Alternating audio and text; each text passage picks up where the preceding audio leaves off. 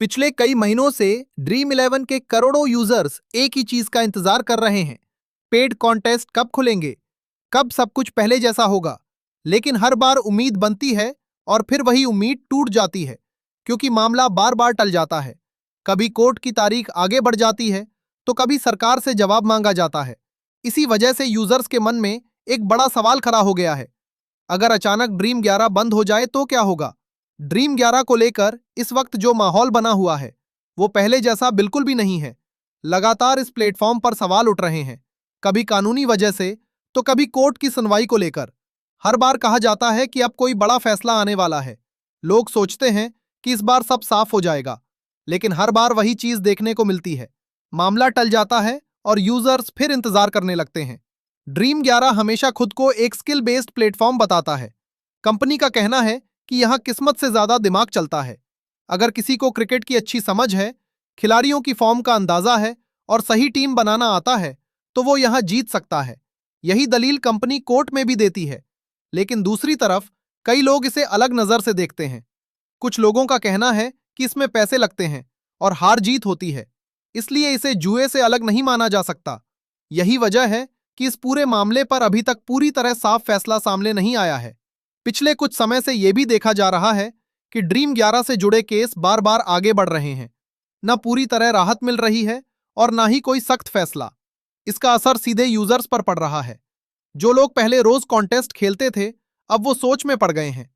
सबसे बड़ा डर यही है कि अगर कल को अचानक कोई बड़ा एक्शन हो गया, तो यूजर्स का पैसा सुरक्षित रहेगा या नहीं।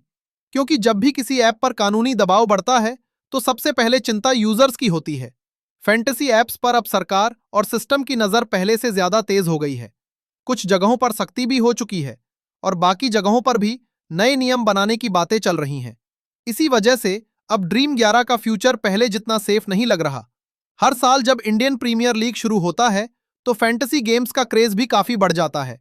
लोग मैच देखते हैं, टीम बनाते हैं और कॉन्टेस्ट में हिस्सा लेते हैं। जीतने की उम्मीद रखते हैं।